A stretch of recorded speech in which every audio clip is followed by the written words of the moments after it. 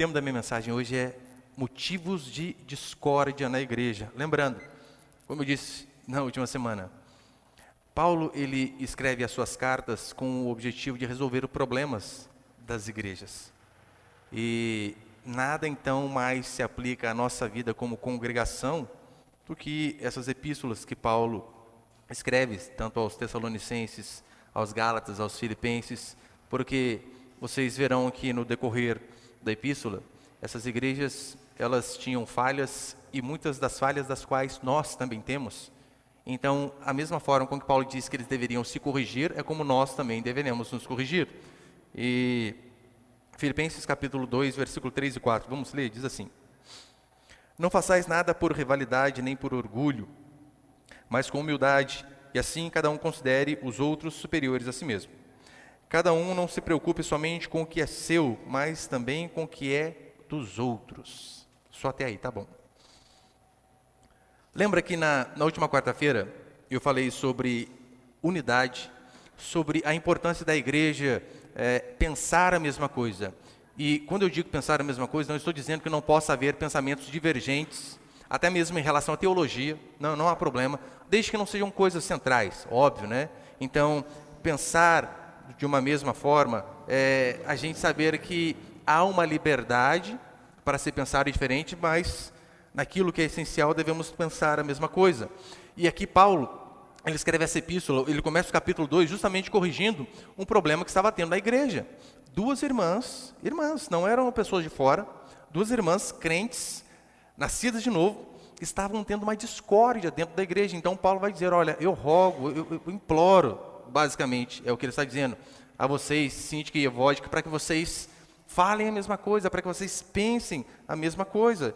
E se houve essa desavença entre duas irmãs na igreja, a qual Paulo era o pastor, você acha que na nossa não pode haver? É claro que pode, não só pode como há, entre irmãs, entre irmãos, entre todos. E nós devemos saber como agir em relação a essas coisas. Paulo, ele corrige essas irmãs, para o bem delas, porque toda correção é benéfica. Por mais que às vezes nós não gostamos de ouvir, se a correção vem de alguém que nos ama, de que se importa com a gente, pode ter certeza, toda correção é benéfica. Eu constantemente falo para os meus filhos, né? E às vezes eu erro muito com eles. Mas eu sempre falo, olha, eu nunca erro com vocês com o objetivo de errar. Todas as vezes que eu errei foi com o objetivo de acertar. E se eu e sua mãe estamos falando, vai por esse caminho, não faça diferente disso, é porque não existe ninguém neste mundo que ama mais vocês do que nós. Então, siga as nossas instruções. E se a gente errar, perdoe-nos, mas na maioria das vezes a gente vai estar certo. Então, Paulo, ele como um pai amoroso, ele está corrigindo também. E eu terminei na última semana dizendo que nós devemos pensar concordemente, como ele vai relatar, né? Pensem a mesma coisa. E como eu falei, podemos ter gostos diferentes, podemos teologicamente ter alguns pontos diferentes. Não tem problema, mas naquilo que é essencial, devemos ser unidos. É como Santo Agostinho disse, né? Nas coisas essenciais, unidade, nas não essenciais, liberdade, e em todas, caridade no sentido de amor. Naquilo que é essencial, nós somos um. Naquilo que não é o foco, o centro, não, daí há liberdade, mas em tudo que haja amor entre nós. E com base nisso, eu quero passar apenas 2 princípios aqui. Põe o primeiro ali, por favor. Primeiro, a discórdia é produzida por orgulho e partidarismo. A discórdia na igreja de Filipos e em muitas igrejas das quais a nossa também se inclui, acontece por conta de orgulho e partidarismo. Olha o que ele diz no versículo 3. Nada façais por rivalidade nem por orgulho. E em algumas versões na revista atualizada está por partidarismo, né? Nada façais por partidarismo. Por que Paulo diz? Não façam nada por rivalidade. Lembrando, não está falando para o mundo, falando para a igreja. Para a igreja. É uma carta endereçada à igreja. Nada façais por rivalidade. Por que ele começa dizendo isso daqui? Ora, porque o ser humano, naturalmente, ele tem rivalidade. Ele quer ser o melhor, ele quer estar à frente, ele naturalmente ele é competitivo, não gosta de ficar para trás, e você é assim. Todos nós. E isso aí não é algo que vem depois de grande, não, isso aqui vem desde criança. Posso dar um exemplo bíblico que vai remontar lá ao ventre? Lembra Jacó e Esaú?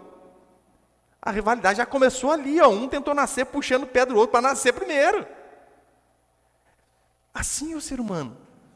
Ele detesta ficar para trás, nem que seja no impopar. Não gosta. Não gosta. Por isso Paulo vem e escreve para a igreja: não façam nada por rivalidade. Quem aqui gosta de perder num videogame? Ninguém. Eu tenho o hábito de correr, né? E esses dias eu estava correndo lá no meu bairro, e não é que uma mulher me passou? Atrevida. Eu me senti um lixo, meu orgulho. Onde já se viu? Virei o Hulk correndo. Não alcancei. Tive que aceitar. Perdi. E feio. Feio. O ser humano é assim. Ele dificilmente consegue fazer algo sem olhar para o lado. Ele dificilmente faz as coisas sem... O que o outro fez? Deixa eu fazer melhor. Lembra lá, o Chaves, lá em 1600 antigamente lá, o Kiko vinha e via o Chaves brincando com um carrinho que era uma caixa de sapato ali, rodinha, tampinha de garrafa, e ele vinha, ia lá para casa dele e voltava. Baita carro assim, né? O Kiko é só um retrato de todos nós. A gente quer sempre olhar para o outro e querer ser melhor. Nem que seja em pequenas coisas, nem que seja em coisas na igreja. O ser humano, ele é assim. Seja sincero. Não preciso responder, é uma pergunta retórica, né? Responda para você mesmo. Por qual motivo você trocou de celular a última vez? Você usou o bichinho até ele se desgastar, a cara está esfarelando, agora tem que trocar. Ou é porque saiu uma versão mais nova, o fulano do trabalho comprou, e como pode o fulano ganhar menos que eu tenho e eu não vou ter? A esposa do meu primo estava falando para mim esses dias: eu queria ser pobre para eu poder ter um iPhone 13, porque é só pobre que tem iPhone 13, você percebeu? Ele se endivida, faz um carnê para pagar o negócio. Aí vai e compra. É por necessidade? Não é. É porque a patroa comprou. E onde já se viu um empregado não ter o mesmo celular da patroa? Assim é o ser humano. O ser humano é exatamente desse jeito. Ele reforma a casa, não é porque a casa precisa de uma reforma. É porque o parente dele reformou. E a gente não pode ficar para trás. Chegando no final do ano, onde já se viu a minha casa pintada da mesma cor há 5 anos? Não dá. Tem que dar um jeito, tem que fazer alguma coisa. Via de regra, ele compra o que não precisa com dinheiro que não tem para impressionar quem não gosta. Então Paulo vem e escreve para a igreja e diz: não façam nada por rivalidade, porque essas coisas também estão dentro da igreja de Deus. Você acha que não pode ter? A gente estava conversando, né, com os irmãos, o Gustavo está me falando. Você acha que não pode ter realmente pessoas que às vezes fazem as coisas na igreja simplesmente por conta de ego? Você acha que no louvor não pode ter isso? A pessoa dá uma tocadinha ali porque, nossa, agora todo mundo vai ver que eu aprendi. Então ele quer treinar, não é para tocar e glorificar a Deus, é para mostrar: viu como que eu aprendi rápido? Viu como que eu toco melhor que o outro? Você viu que depois de mim, os anjos começaram até a preencher mais esse local quando eu comecei a cantar? Ah, se não fosse eu neste lugar. Podemos fazer isso em relação ao louvor, em relação à pregação, em relação a quem canta. Hoje em dia, tem uma briga de ego em redes sociais, cara. Ele não aceita ter menos seguidores que o outro pastor. Daí ele faz de tudo, porque não gosta de ficar para trás. E isso é tão sério que eu lembro uma vez, eu frequentava um pequeno grupo em Aparecida, aí eu comecei a perceber que tinha uma disputa ali entre os irmãos do PG, né? Sabe qual era a disputa? Quem levava o lanche melhor. E a disputa era tensa, né? Era aquela disputa que, na verdade, a gente era beneficiado, né? Mas não é correto. Mas não é boa, óbvio, né? E eu via, dava semana, o irmão trazia tal coisa. O outro que era na semana que vem, vai ver o que eu vou fazer na próxima. Daí, quando chegava a minha vez, eu humildemente levava pipoca e refresco fresh. Para baixar a humildade, porque eu era pobre também, né? Mas eu não estou dizendo que não pode, irmãos. Daqui a pouco os irmãos PG pensam, né? Pastor, vai levar só coisa ruim. Não, leva coisa boa. Faz o que você quiser. Mas a motivação é algo terrível.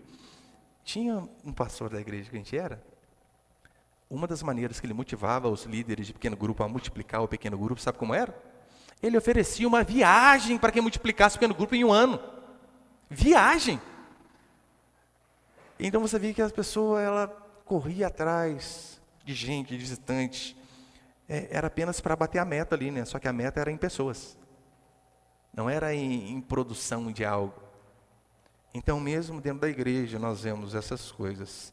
A discórdia produzida, como diz ali, né? Por conta de orgulho e partidarismo. É tão sério que 1 Coríntios, capítulo 1, versículo 3, Paulo vai dizer assim: pois quando alguém diz, eu sou de Paulo, e o outro, eu sou de Apolo, não estáis agindo segundo os padrões puramente humanos? Quem é, pois, Apolo? Quem é Paulo?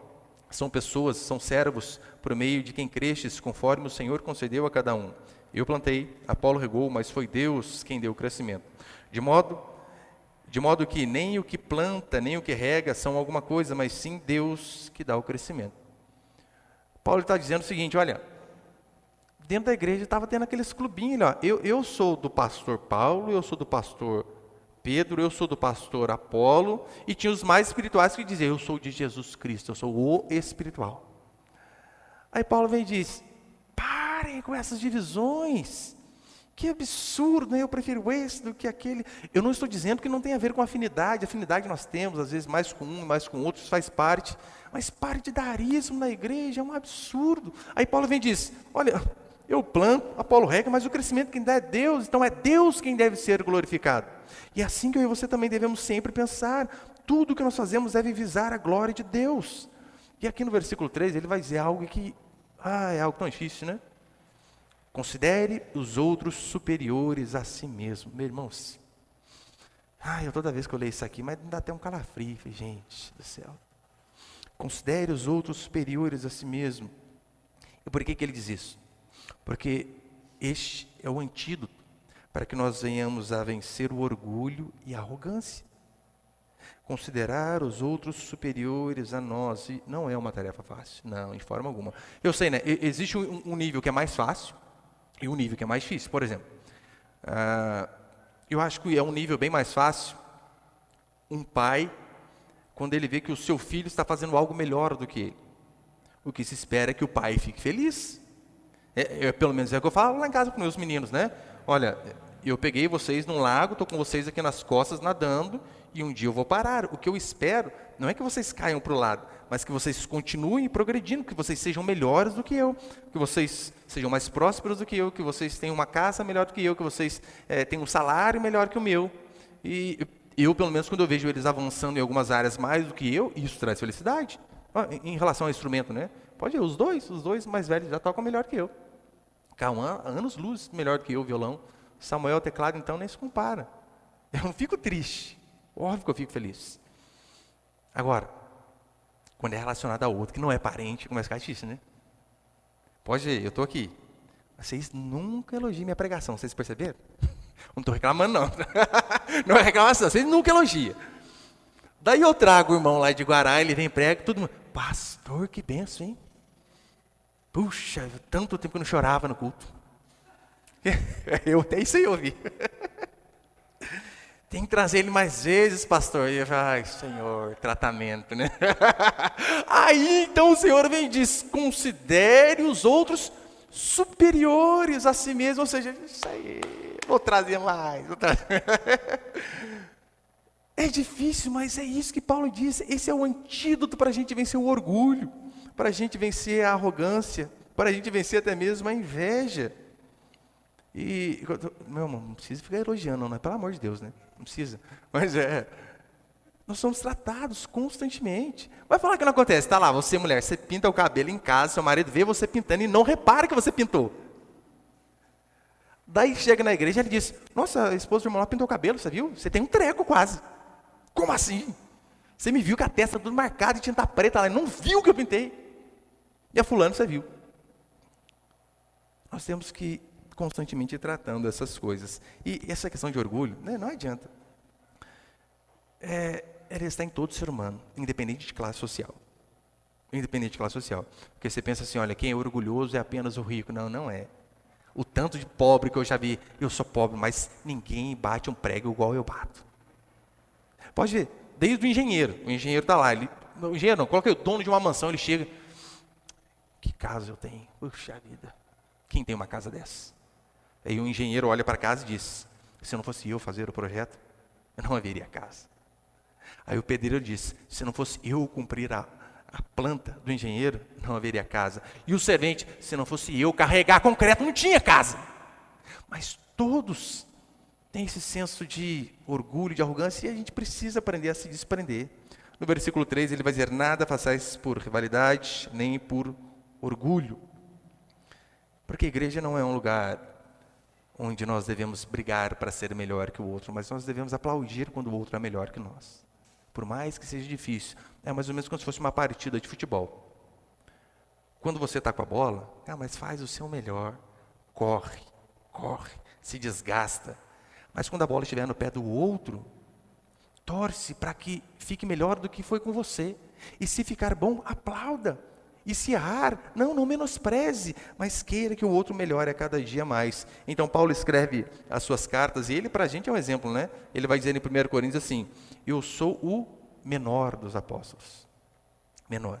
E o menor ali não em estatura, mas o menor em significado, né? Em expressividade. Ele diz, eu sou o menor dos apóstolos, dos quais não sou digno de ser chamado apóstolo. Por quê? Porque eu persegui a igreja. Paulo ele vai falar no final da sua vida, no final. No começo nós nos vemos muito como pecadores, isso é normal. A praga é que quando o tempo vai passando, a gente vai se achando santo demais, vira quase um fariseu. Aí Paulo chega no final da sua vida e diz assim, fiel é esta palavra, digna de toda aceitação, de que Cristo Jesus veio ao mundo salvar os pecadores, dos quais eu sou o principal. Depois de uma vida de santidade, depois de 3 viagens missionárias, depois de uma viagem a Roma, depois de sofrer por amor ao Evangelho, Paulo me diz, eu sou o pior dos pecadores. Talvez foi por isso que Deus o usou grandemente, porque ele constantemente se via como ninguém, viu os outros como melhor do que ele. E como diz Tiago 4, Deus resiste ao soberbo, mas dá graça aos humildes. E para terminar, põe o segundo ali, por favor, meu irmão. Para terminar, segundo princípio, não devemos ser egoístas, mas nos preocupar com os interesses do outro. Não devemos ser egoístas, mas nos preocupar com o interesse dos outros. Versículo 4, acompanhe comigo. Cada um não se preocupe somente com o que é seu, mas também com o que é dos outros. Não se preocupe apenas consigo mesmo, mas se preocupe com o outro. Não existe unidade sem renúncia, não existe. Igreja unida, onde não há renúncia da nossa parte, da sua parte, da parte de todos nós, não é uma igreja unida. E Paulo, ele, em suas epístolas, muitas delas, ele começa apresentando assim, Paulo servo de Jesus Cristo. E a palavrinha ali no original, né, é de fato doulos, que significa escravo. Eu sou escravo, eu estou aqui para servir. É assim que funciona a nossa vida. Veja, um bom pai é aquele que se doa para os filhos. Sim, em todos os sentidos. Uma boa mãe é aquela que se doa para os filhos. Ela perde noites de sono. Ele trabalha de sol a sol. Tudo para sustentar e para trazer o melhor. Bons irmãos são aqueles que não pensam apenas em si, mas também pensam no próximo. E como nós seremos uma igreja forte, sabendo que você se preocupa apenas com o seu próprio umbigo? Sabendo que você está preocupado apenas se tem comida na sua casa, mas às vezes tem um irmão do lado que está precisando de alguma coisa, você não está nem aí. O que Paulo diz é que nós devemos nos preocupar conosco e também que os nossos olhos possam percorrer os lados para saber se sim, se há alguém ao qual nós podemos ajudar. Eu lembro de um amigo meu de turma no quartel, ele, uma vez, sem exagero, em lágrimas, a gente estava almoçando, e quem aqui do quartel sabe, né? Comida do quartel não é lá aquelas coisas, não. Não é mesmo. Mas eu lembro dele chorando, dizendo assim, minha esposa e minha filha não tem nem isso aqui para comer em casa. Muita gente reclama da comida aqui, mas como que eu queria que eles estivessem comendo a mesma coisa que eu estou comendo hoje.